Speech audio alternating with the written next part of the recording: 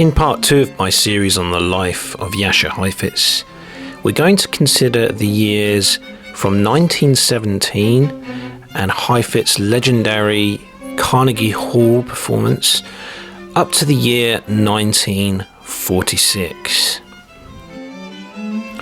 Heifetz and his family had just settled in the United States, and with his homeland of Russia descending into Bolshevik chaos, there was now no chance of him leaving. The 1917 Carnegie Hall concert had been scheduled, and violinist Albert Spaulding had recommended André Benoist to accompany Heifetz during that performance. So Jascha Heifetz and André Benoist had been practicing frantically in the couple of weeks preceding the now famous concert. This famous Carnegie Hall performance recital would go on to seal the 16-year-old Heifetz's reputation as an astonishing and unruffled performer, and would also set a new bar for violin playing that for Heifetz would lead to a season full of engagements and a recording contract.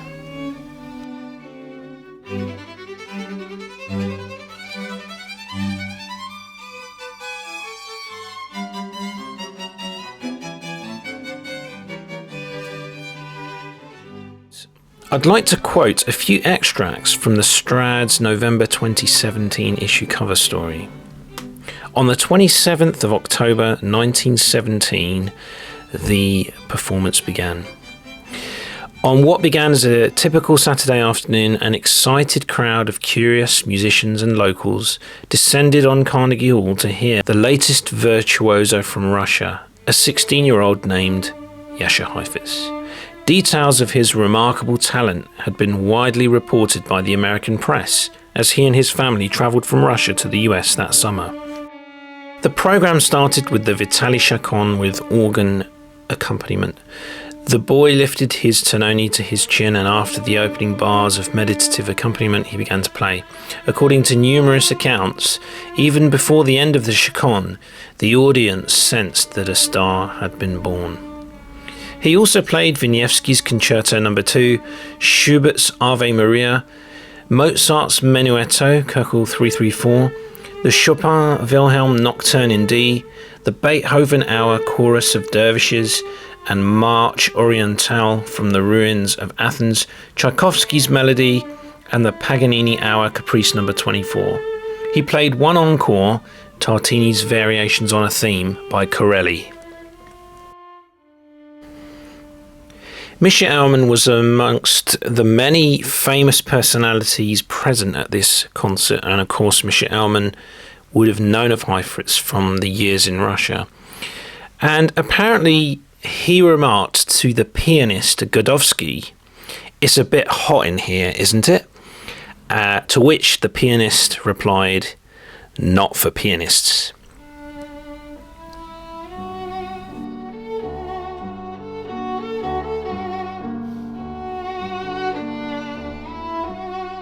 How did this 1917 performance go down? Well, it's been described as a flawless performance, displaying a level of musicianship never before encountered on the concert platform. Heifetz gave a concert which marked a turning point in the musical history of the country.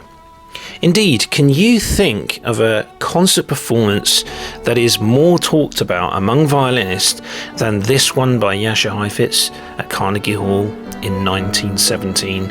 I struggle to think of any other concert that is talked about as much. The American paper wrote after the concert, "An occasion never to be forgotten. The boy cast a spell over every professional listener. The tone he draws from his strings is breathless, a delicately refined expressiveness that can only come from the soul of a poet."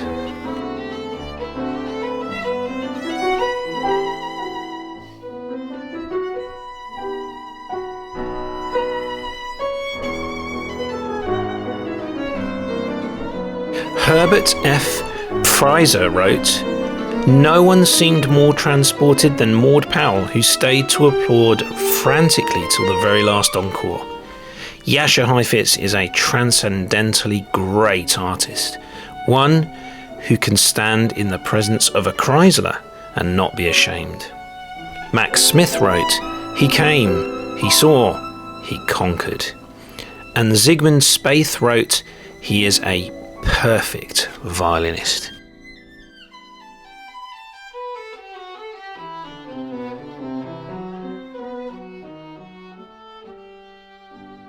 You can read more about this event in Artur Weschler-Vered's biography of Heifetz around page 62 and the surrounding pages.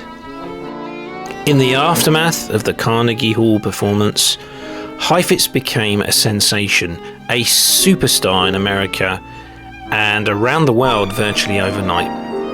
His fees for concert performances would drastically rise to the dazzling heights of $2,500 per concert at the age of 21, which was a lot of money in that time, in those days. So at age 21, that would have been the year 1922, $2,500 per concert. Heifetz and his family, following the success of 1917 and the concert season that came after, moved to a larger apartment in Manhattan, purchased a motor car, hired a chauffeur, and enrolled Heifetz's two younger sisters in school. Adding to the sense of comfort was the fact that the Heifetzes had extended family living both in Boston and New York, and they kept in close contact with them.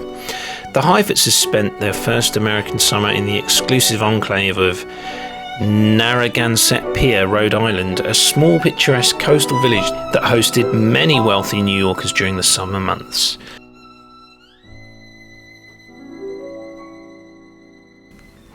On his 21st birthday, he finally left home and got his own apartment in New York. He now led his own life and financial affairs, and obtained financial freedom from his parents to direct his own affairs. Heifetz moved to a farm in Connecticut until he moved to Beverly Hills, California in 1937. In actual fact, he kept both properties going for a while before finally letting go of the farm and settling permanently in California. Samuel Chotsinoff replaced André Benoist as Heifetz's piano accompanist after 2 years, and Chotsinoff would go on to marry Heifetz's sister Pauline and so became Heifetz's brother-in-law. Chotsinoff was a little older than Heifetz and introduced him to book collecting and other pursuits. Heifetz also began to collect coins and paintings, amongst other things. And then in 1924, Isidor Akron became Heifetz's piano accompanist. As Samuel Chotsinoff began to settle down to married life with Heifetz's sister. Here are some pictures of Heifetz with dogs, including his two Great Danes, Michael and Roy, at his home in Connecticut.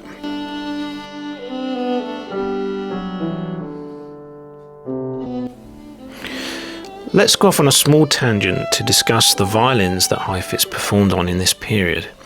Well, at Carnegie Hall, of course, Heifetz was performing on his 1735 Tononi violin, so that was back in 1917 when Heifetz was 16.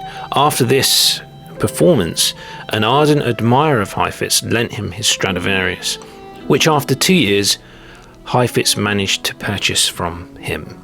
The seller wanted to remain anonymous. In 1923, his father Reuven obtained the 1742 David del Gesù that became Heifetz's preferred fiddle.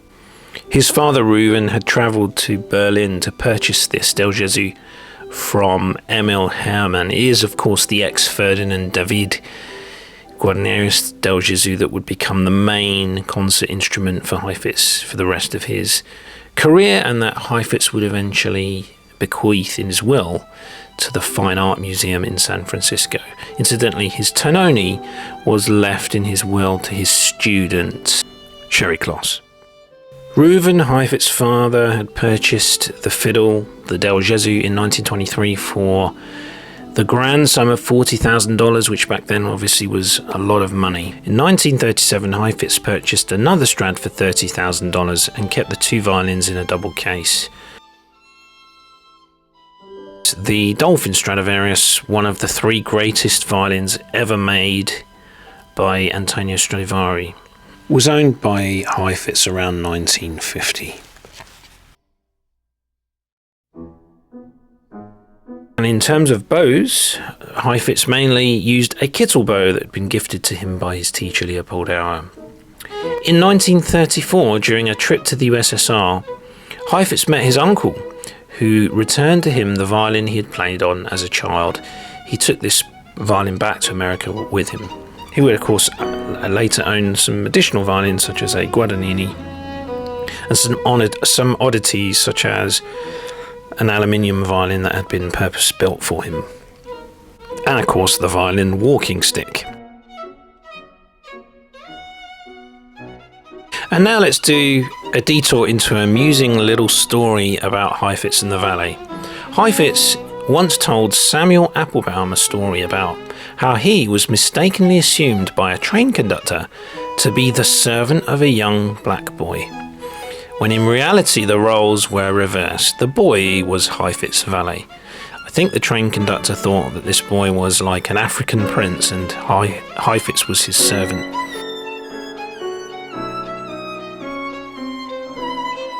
What was Heifetz's relationship with his old teacher Leopold Auer in America? Well, Heifetz never resumed lessons with Auer in America, but did often seek his advice. Indeed, he greatly admired and respected his old teacher. He also performed at Auer's birthday, which started to happen annually since Auer's 80th birthday from 1925.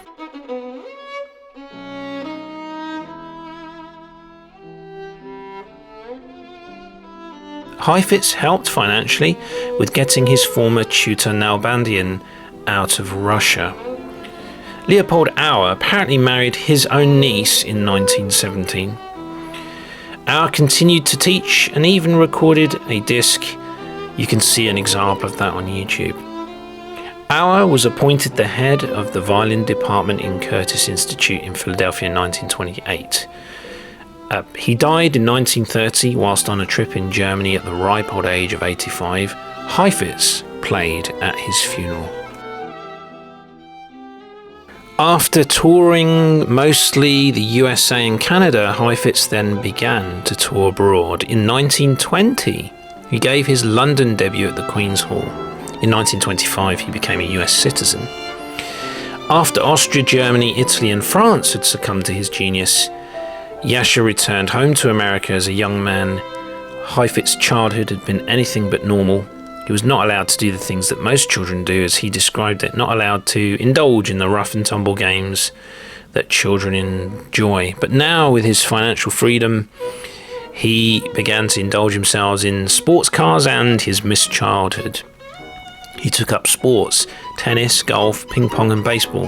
He learned how to drive and bought himself a sports car. Naturally, his violin practice began to take a backseat. As he himself said, "After I came to America, my one aim, it seems to me now, was to enjoy myself." His performances began to suffer, and audiences, and more specifically critics, picked up on this slight dimming of his powers.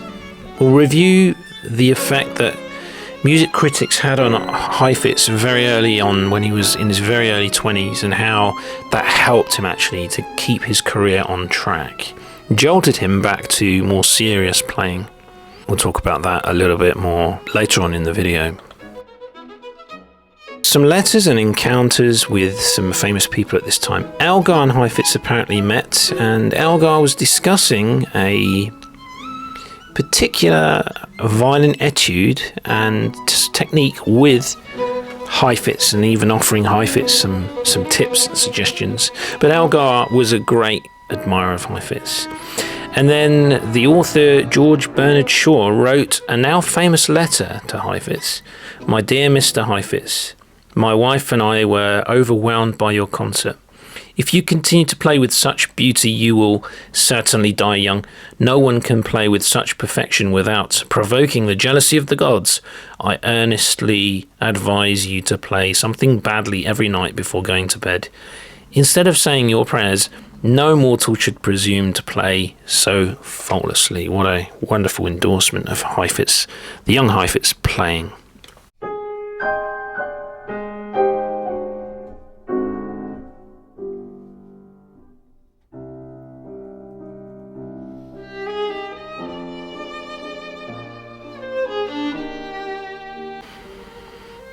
Heifetz apparently clothed himself with style. Weschler-Vered describes him as having a predilection for a wide and elegant wardrobe that would last throughout his life. And these were the years where Heifetz had lots of fun as a young man, visiting the Metropolitan Opera House with his sister, hiring out a box in the opera house, and the following pictures just show the fun that Heifetz must have enjoyed in those relatively carefree years.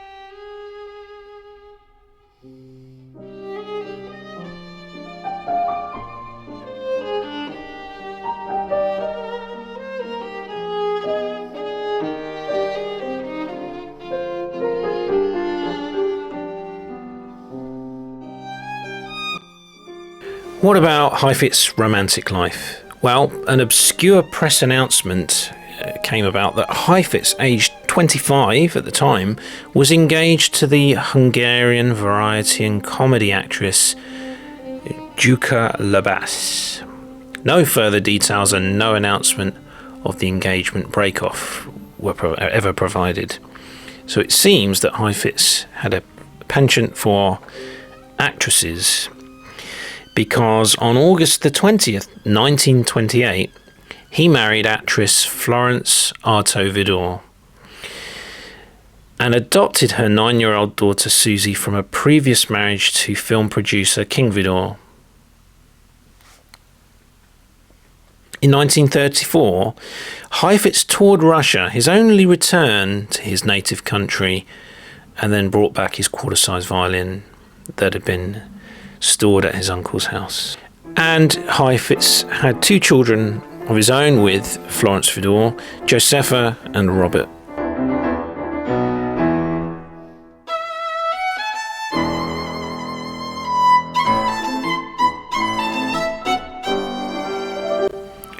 And what about Heifetz the prankster? Tales reveal that despite what could be a sphinx-like appearance on stage, or a poker face-like appearance on stage, Heifetz was anything but that in his free time as a young man.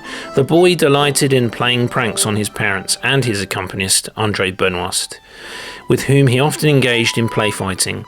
One of his most effective pranks involved tying his finger in a rag soaked with red ink and feigning injury. On another occasion, while boarding the public transport system in Kansas City, Heifetz jabbed a finger at each and every push button on the streetcar as he fled laughing to the rear door, according to a reporter for the Kansas City Star in February 1918. The boy also began to collect some rather unusual toys, including blunderbusses, Captain Kidd cutlasses, a Chinese headsman's sword, and a German bayonet. Accompanist Benoist joked in the San Antonio Light in 1918, unless young Heifetz is surrounded by these cherished possessions, his artistic temperament does not respond to the call for his best work. And just to give you an idea of Heifetz's heavy concertizing schedule during those days, boy, was this guy a grafter. I read somewhere that he travelled to the moon and back, the amount of miles he covered, or perhaps more than once even.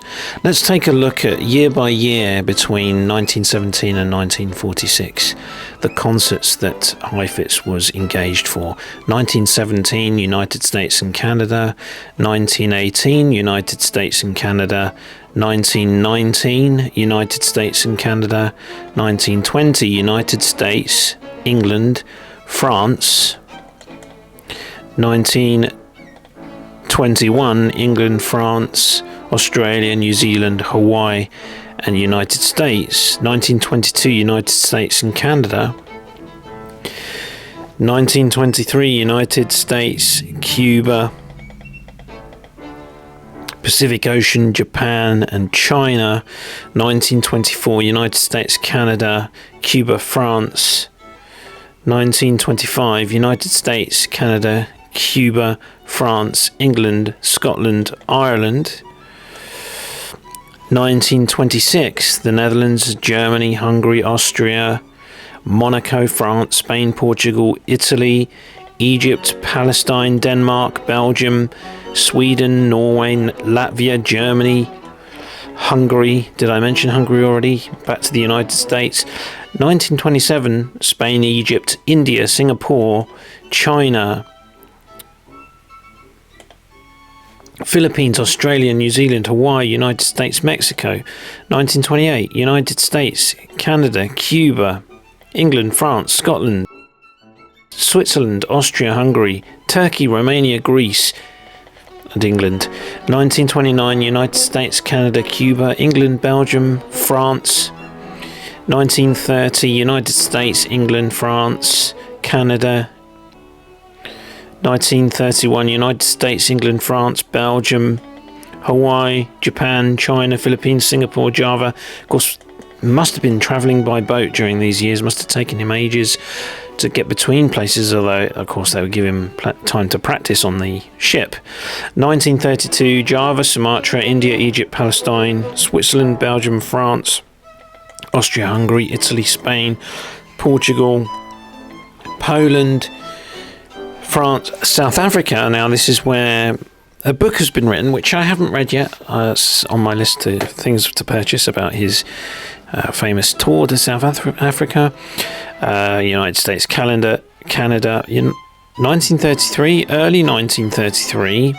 He does actually go to Germany until around February. That's after Hitler's been brought into power.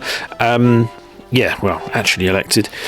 And then after that, obviously, with Heifetz being Jewish, he doesn't go to Germany much at all, if at all, in these years. The Netherlands, Italy, France, United States, Canada, 1934, United States, England, France, Italy, Hungary, Netherlands, Soviet Union. That's his trip to Russia. He just goes to Moscow and Petersburg on that trip.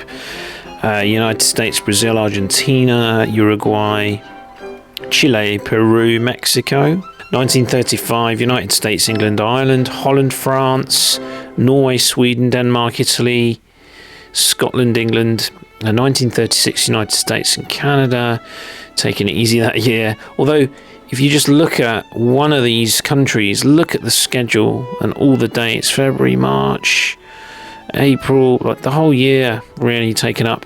1937, United States, Canada, England, Scotland, Ireland, France. I'm surprised, pleasantly surprised by the number of times that Heifetz came to Great Britain, actually, in the early years. 1938, United States, Canada, Czechoslovakia, Hungary, France, Holland. 1939, United States and Canada. 1940, United States wisely starts to head into Central and South America and the Caribbean. Dangerous to go to Europe at that time. So Cuba, Jamaica, Dominican Republic, Puerto Rico, Trinidad, Venezuela, British West Indies, Brazil, Argentina, Uruguay, Chile, Peru, Ecuador, Colombia, Panama, Costa Rica, Mexico, a very well-travelled guy for sure. 1941, United States and Canada. 1942, United States and Canada and Cuba. 1943, Panama, Ecuador, Peru, Nicaragua, Honduras. 1944, United States, Mexico, Algeria. This is where Heifetz is starting to visit the US troops abroad whilst the war is still going on, to raise morale of the troops. In full United States Army uniform. Sardinia, Italy. So Italy, 1944, the battle with the Germans to liberate Italy is still ongoing. United States, 1945, United States, Canada, France, liberated France at that point. If it's April 8th to the 9th, then it's, fully liberated France. England, but bombed out, France and England. Germany, interesting. So he's obviously visiting army bases and air force bases to perform for the occupying US troops at that point. Well, April 19th, the war is just literally days before ending. Hitler's committed suicide around about this time. So his first return to Germany, I guess, since 1933. France, Belgium, Germany, Luxembourg, England, United States. 1946, United States, Canada, Mexico, Cuba. And that's as far as this video is going to go. Part 3, of course, Heifetz's schedule will start to gradually slow down. So these early years are really his busiest in terms of work output. And in terms of the recordings, going by the RCA Masters collection, Volume 1 is recorded in 1917 and up to 1924. Volume 2 between 1925 and 1934. Volume 3, 1934 to 1937. Volume 4, 1935 to 1939. Volume 5, 1939 to 1946. And Volume 6, 46-47. So a few other things to mention about Heifetz during this time period. Heifetz first visited Israel in 1926, I think it was, and then would return a few times. And there was a hall built in his honour in Tel Aviv in 1931 called the Jascha Heifetz Hall.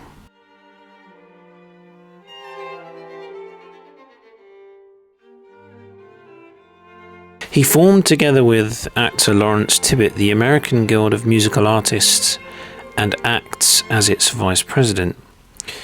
Indeed, in 1917, Heifetz was elected an honorary member of Phi Alpha Symphonia, the national fraternity for men in music. Also became a Bohemian Club member, and rather interestingly, made his Hollywood debut in Samuel Goldwyn's film And They Shall Have Music. That was a 1939 flick, and I guess Heifetz was already in LA at that point, having bought his house in Beverly Hills in 1937. Heifetz made his debut on the Telephone Hour on the 27th of April 1942 and continued to perform on there until into the 1950s. He was accompanied by the Bell Telephone Orchestra, conducted by Donald Voorhees, and several works were performed with piano accompaniment or even solo.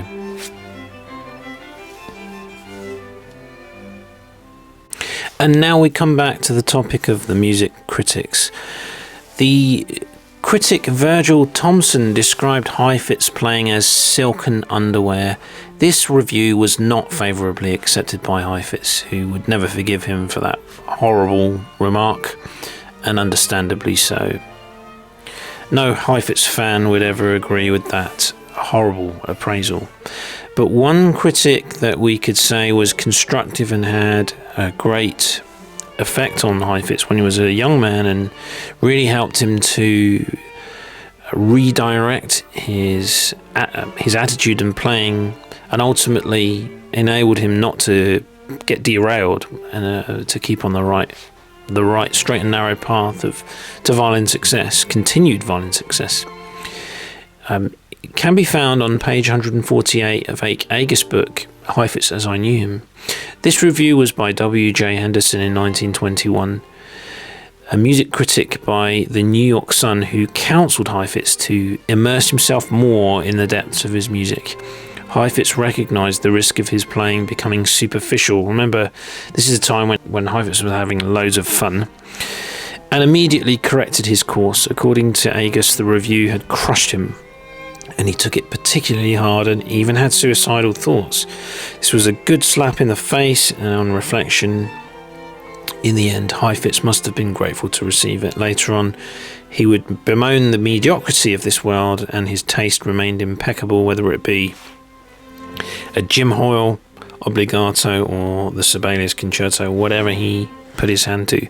And now that we've mentioned Jim Hoyl, Heifetz performed mess hall jazz for soldiers at Allied camps across Europe during the Second World War. Light music, you could say. And under the alias Jim Hoyl, so disguised himself with that name, he wrote a hit song, When You Make Love to Me, Don't Make Believe, which was sung by Bing Crosby. So even though it's light music, even though Heifetz has used the pseudonym Jim Hoyl to separate that from his classical work, nevertheless, it's, if you listen to it, I'm sure you'll agree, it's always done in impeccable taste. And one further critic to mention, which is detailed in Artur Weschler-Vered's book on, I think, pages 88 to 89. One critic wrote, Chrysler walks on stage imagining that he is playing for 2,000 friends. Heifetz walks on stage like a killer. He believes that out of the 2,000 listeners, 1,999 of them came to listen to him playing one false note. And with attitudes like that, it was an uphill struggle to change people's perception of him. Although aware of his alleged cold public persona, Heifetz was a product of his abnormal upbringing and as such was unable to change even if he had wanted to. He was deep down quite insecure and still wary and cool with people that he didn't know that well. For many years he employed a man called Sam Epstein as a page turner. Throughout their long association, their relationship was rather formal, with conversation limited to hello and goodbye. After about 15 years, Epstein, while talking to Benno Rabinoff, another pupil of Leopold Auer, commented on how beautifully Heifetz had played on a recent recording of Saint-Saëns Introduction and Rondo Capriccioso. Rabinoff suggested that perhaps Epstein should tell Heifetz himself, which he duly did. Heifetz was amazed and replied, "You mean I finally played something you liked?"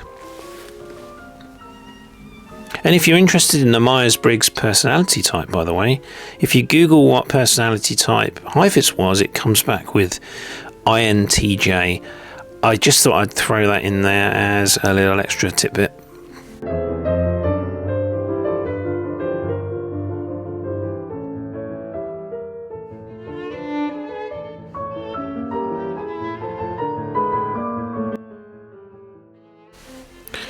Let's consider for a moment the unfortunate impact of Heifetz on other virtuosos. Many violinists found that their careers suffered with Heifetz's appearance on the scene. Henry Roth says, "In one fell swoop, the boy Heifetz eliminated the traditional artificial separation between so-called bravura techniques, lyric-oriented players and specialized stylists. Elite pupils of his own teacher Auer, along with leading lights from the studios of Hubei, Sevcik, Flesch and Isai, were instantly downgraded following his sensational debut." Dr. Axelrod, in his biography of Heifetz, wrote, Jan Kubelik was considered as one of the greatest violinists of his time until Heifetz came on the scene. Many violinists celebrated Heifetz's debut by retiring from the concert stage.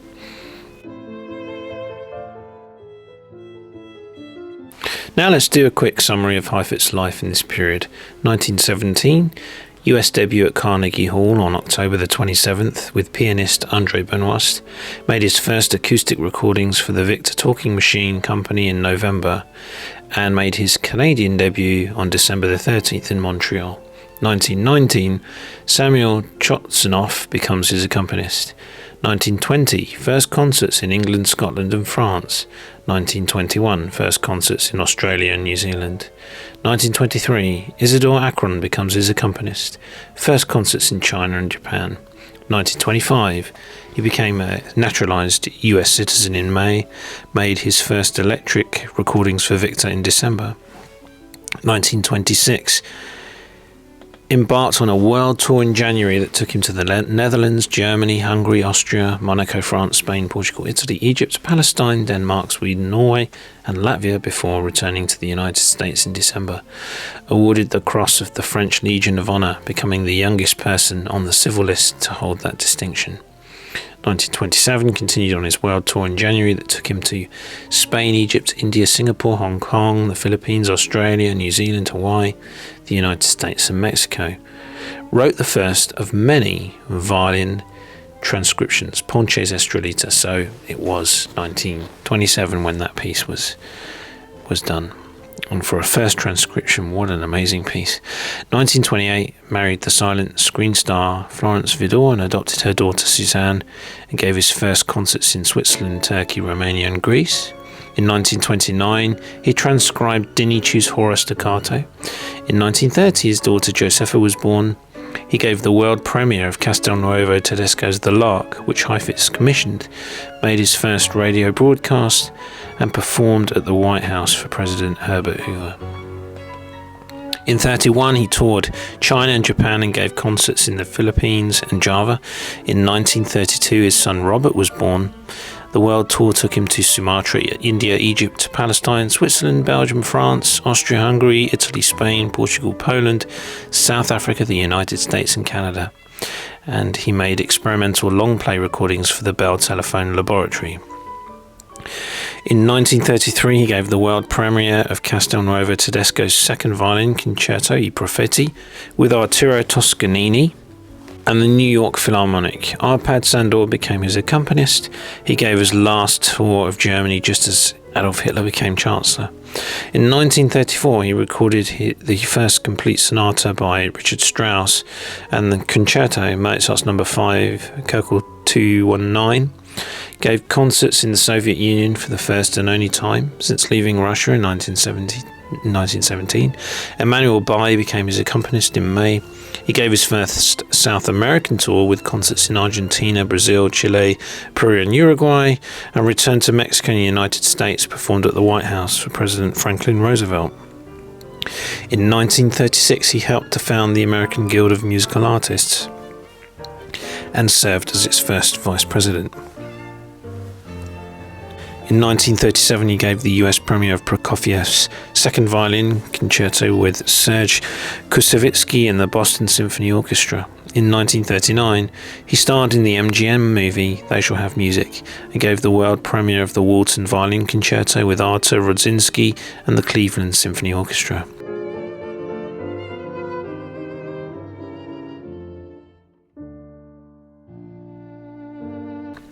In 1940, he gave his first concerts in the Dominican Republic, Jamaica, Puerto Rico, Trinidad, the British West Indies, Colombia, Costa Rica, Ecuador and Panama, and toured South America, Mexico and the United States. In 1941, he gave benefit concerts for the British War Relief and Russian War Relief and participated in a radio broadcast sponsored by the US Treasury to support the sale of defence bonds.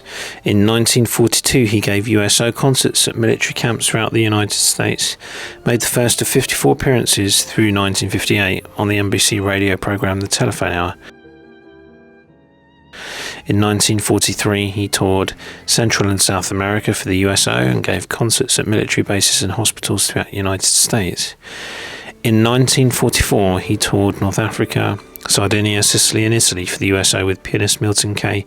He gave the world premiere of the Louis Gruenberg Violin Concerto with Eugene Ormandy and the Philadelphia Orchestra and transcribed selections from Gershwin's Porgy and Bess. In 1945, he toured England, France, Belgium, Luxembourg and occupied Germany for the USO with pianist Seymour Lipkin, including a VE Day concert in Beckham, Germany on May the 8th. Sadly, he filed for divorce from Florence Vidor in December. Maybe it was the effect of just being away for many long months, playing for the troops, finally put a strain on their marriage, and Florence Vidor apparently didn't want Heifetz to leave her, so it's quite sad. And I think possibly he may have regretted it later. He divorced from Florence Vidor in January 1946. Toured the United States, Mexico and Cuba, carried on working. Even after his second divorce, he just kept on working, teaching at that point. Published 2 popular songs under the pseudonym Jim Hoyl with the lyricist Marjorie Grotius. One, When You Make Love to Me Don't Make Believe, became a hit, recorded by the likes of Bing Crosby, Helen Ward and Margaret Whiting. And we conclude this video by mentioning that Heifetz's second wife, the socialite woman that he became engaged with before he'd even divorced Florence, I think, that he ran off with, you could say, was Frances Spielberger Spiegelberg, with whom he would go on to have another child called Jay, but that marriage would also end up in divorce.